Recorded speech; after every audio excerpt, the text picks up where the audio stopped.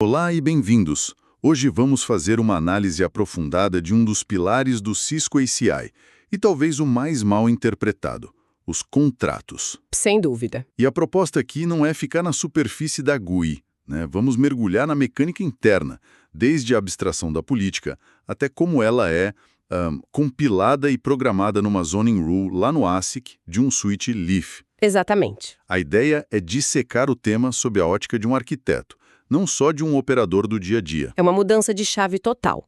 No mundo legado, a gente amarrava uma CL a uma interface, a uma vila. Isso. No ACI, a política é desacoplada da topologia. E entender como esse desacoplamento funciona no hardware é crucial, sabe? Com certeza. Um erro de design aqui não causa só uma falha de segurança. Pode levar à exaustão de recursos caríssimos como a TAM, e aí compromete a escalabilidade de todo o fabric. Certo. Então vamos começar pela filosofia por trás de tudo. Quem vem de redes tradicionais está acostumado com um deny NN implícito ou às vezes explícito no final de uma ACL. Como o ACI lida com isso? A base é a mesma. A base é a mesma, mas a implementação é muito mais elegante. O ACI opera nativamente no modelo de Zero Trust. E isso, claro, assumindo que o Policy Control Enforcement no Bridge Domain está em modo enforced. Que é o padrão. Exato. E isso se traduz em duas regras fundamentais, imutáveis. Regra 1. Qualquer tráfego dentro do mesmo endpoint group, o intra-EPG, é permitido. Regra 2. Qualquer tráfego entre EPGs diferentes, o inter-EPG, é negado por padrão. O contrato é a exceção explícita a essa segunda regra. E aí que entra o grande diferencial. Em vez de o switch ter que analisar uma lista de endereços IP de origem e destino, o ACI usa uma abstração. Como isso funciona, tipo, no nível do pacote? Tag ou Policy Control Tag. Quando um endpoint é apreendido pela Leaf de ingresso, seja por RP, GARP ou pelo tráfego de dados mesmo, o ACI o associa ao EPG e atribui a ele um PC Tag. Que é um Class ID. Exatamente, um Class ID, um inteiro de 16 bits, e esse Class ID é o que realmente importa para o hardware. Ele é inserido no cabeçalho VXLAN, lá no campo Group Policy ID. Ah, interessante. A partir daí, para o data plane do Fabric, o endpoint não é mais o IP 10.1.1.5, ele é o Class ID 49153, por exemplo. Entendi. Toda a política de segurança é aplicada com base na classe de origem, o S-Class, e na classe de destino, o D-Class. É muito mais eficiente que fazer um lookup numa ACL gigante. Entendi. Então, em vez do switch olhar o RG de cada pacote, que seria o IP, ele olha um crachá de grupo, o PC Tag, que já vem no encapsulamento VXLAN. Isso me parece muito mais escalável. Muito mais. Agora, como a gente constrói a política, esse conjunto de regras para os crachás? A construção é hierárquica. No topo, temos o objeto contract. Ele é o container. E é nele que a gente define uma propriedade crítica, que a gente vai discutir mais a fundo depois, o scope. O scope.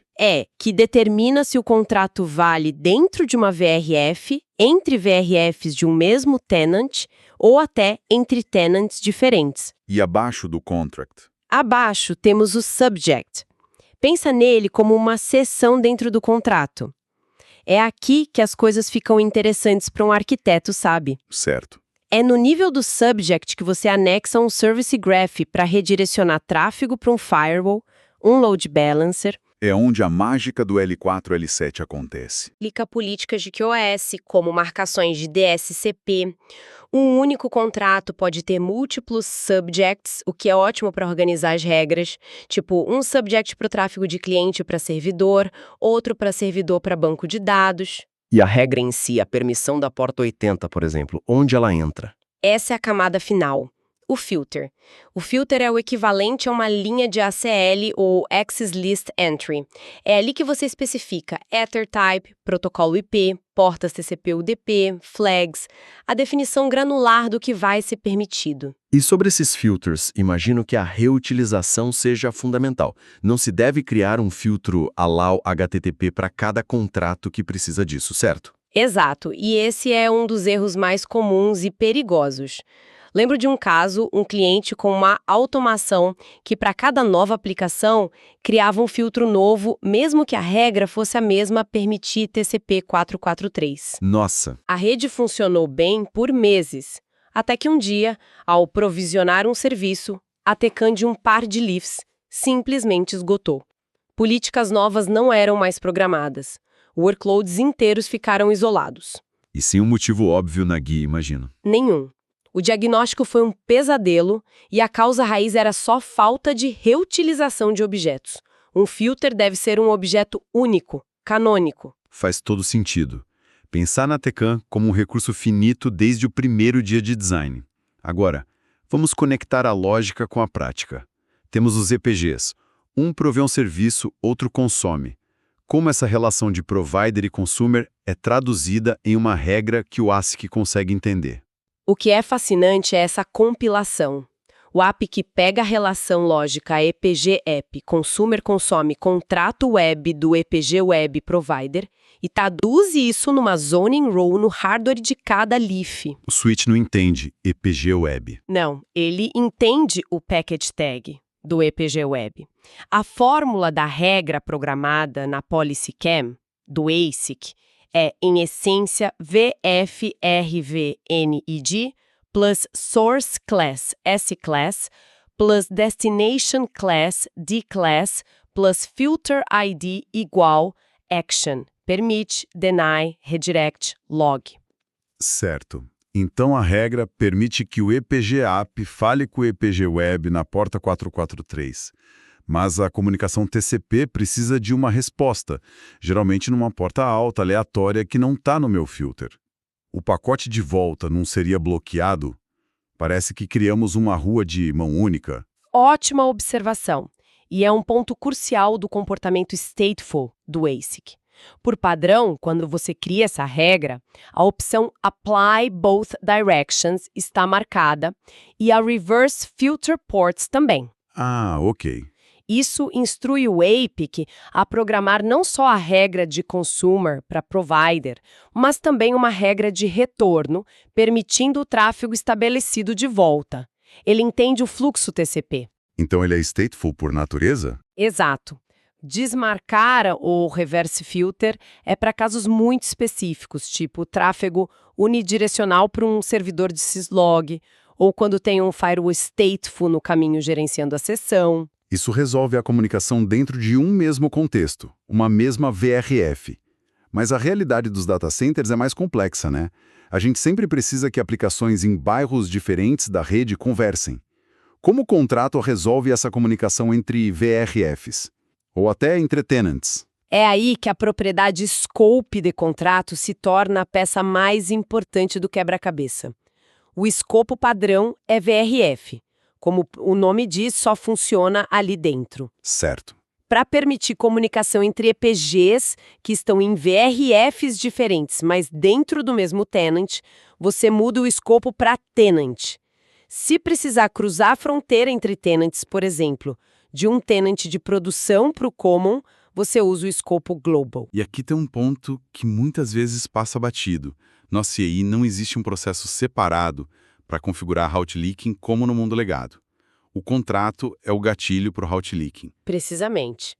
E essa é talvez a maior mudança de paradigma. Ao aplicar um contrato com o escopo tenant ou global, o ACI faz duas coisas de forma atômica.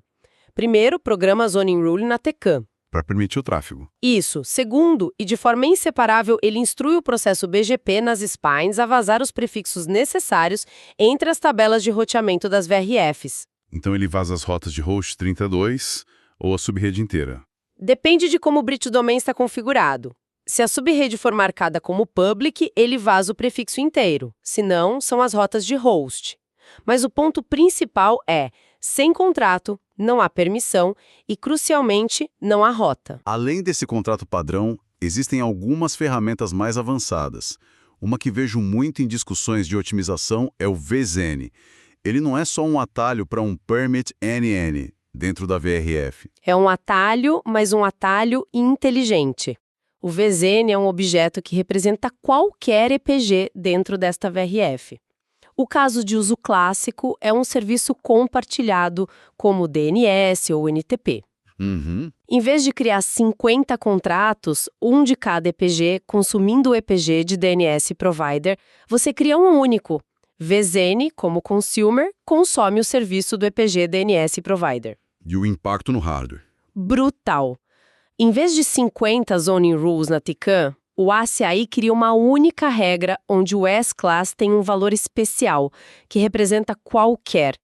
É uma otimização máxima. Do outro lado do espectro temos o Tabu Contract.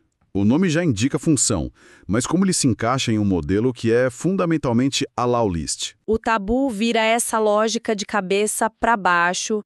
Ele tem uma prioridade maior na tabela de políticas. Se um contrato de permissão diz app pode falar com web e um tabu diz app não pode falar com web, O tabu vence. o tabu vence. É a ferramenta para criar uma negação explícita e cirúrgica, útil para cenários de quarentena ou para garantir que dois IPGs específicos nunca se comuniquem, não importa o que aconteça. E por último, os Preferred Groups. Isso me soa um pouco perigoso. Parece que estamos criando uma exceção gigante que vai contra toda a filosofia de Zero Trust. Não é uma porta aberta para simplesmente se esquecer de criar políticas? É exatamente esse o risco. O Preferred Group cria uma bolha de comunicação aberta. IPGs que são membros do grupo podem se comunicar livremente entre si sem contratos. Então a política entre eles é, na prática, desabilitada. Exato, a comunicação de um membro para um não membro, no entanto, ainda exige contrato. É uma ferramenta de migração para mover workloads para o ACI sem ter que mapear tudo de imediato. Mas o perigo é real. Muito real. Esquecer um IPG nesse grupo quebra completamente a segurança para aquele workload. É uma dívida técnica que precisa ser paga. Vamos voltar ao fluxo do pacote. Onde, exatamente no Fabric, essa política é aplicada? O padrão é Ingress Enforcement. Correto. A política é aplicada na primeira leaf que recebe o pacote. A vantagem é óbvia. Se o pacote vai ser descartado, ele é descartado na entrada, sem consumir banda da malha de spines. Certo. Mas vamos a um cenário de troubleshooting. Como a leaf de ingresso, a leaf 1 sabe qual política aplicar se o declass corresponde a um endpoint que está em outra leaf, a leaf 10, e que a leaf 1 nunca viu antes? Excelente pergunta. Esse é o packet walk completo. A leaf 1 recebe o pacote, ela conhece o source class porque o endpoint de origem está conectado a ela. Para o declass, ela primeiro consulta a sua station table local. Ok. Se houver uma entrada para o IP de destino, ela obtém o source class e a localização, o TAP da leaf 10, e consulta a PolicyCam para aplicar a zoning rule. E se for um miss? Se ela não conhecer o destino? Se for um miss na station table local, ela envia uma consulta para o proxy de mapeamento que roda nas spines. As spines mantêm um banco de dados global de todos os endpoints, populado via protocolo COP. O Calcio of Oracle's Protocol? Isso. A spine responde com as informações do endpoint de destino. Com o susclass e o declass em mãos, a leaf 1 aplica a política. Se permitir, encapsula em VXLAN e envia para a leaf 10. Com toda essa automação, a GUI pode, às vezes, não contar a história toda. A GUI pode enganar. O hardware não. Como o engenheiro sênior valida o que de fato foi programado no dataplane? A verificação via CLI na leaf é indispensável. O primeiro passo é descobrir os p-tags. No APIC, o comando showIPG, nome do EPG detail, mostra o class ID atribuído. Certo. Tem os p-tags de origem e destino. Com eles em mãos, você acessa a CLI da leaf relevante. Estando na leaf, qual o comando-chave? O principal é show zoning rule, scope, VRF, VNID, SRC, EPG, S-Class-ID, DST-EPG, D-Class-ID. Este comando mostra a regra bruta que o APIC programou no Hardware Abstraction Layer, o HAL. É a prova final. É a prova final. Se a regra não está aqui, ela não existe no dataplane. Não importa o que a GUI diga. E para ver os pacotes que estão sendo ativamente descartados pela política. Para isso, o comando é show login IP access list internal packet log deny. Ele mostra um log dos pacotes que foram negados. Mas aqui vai um aviso sério. Habilitar o login de drops, especialmente em produção, consome bastante CPU. Deve ser usado com cautela, então. Muita cautela. Como uma ferramenta de diagnóstico temporária e não deixado habilitado por padrão. Fica claro, então, que contratos no ACI são muito mais do que ACLs. São objetos que programam o estado do Fabric, definem a topologia lógica, controlam o vazamento de rotas e, de forma crítica, ditam o consumo de um recurso finito como a TSAM. Sem dúvida. A recomendação final de engenharia é sempre essa. Desenhe a arquitetura de políticas com o mesmo rigor que a arquitetura física. Pense em reutilização, direcionalidade e escopo desde o início. Um contrato mal desenhado. É a causa número 1 de problemas de escalabilidade em data centers ACI de grande porte. Perfeito. E para fechar, deixo uma reflexão. Considerando que o contrato controla tanto a política de segurança quanto o roteamento entre VRFs, como a decisão sobre a granularidade de um contrato, por exemplo, um único contrato abrangente versus múltiplos contratos específicos, impacta não só a postura de segurança, mas também a estabilidade e a escala da tabela de roteamento de todo o Fabric. Uma ótima pergunta para se pensar. A resposta a essa pergunta é o que diferencia uma implementação ACI que funciona de uma que é robusta, segura e escalável a longo prazo.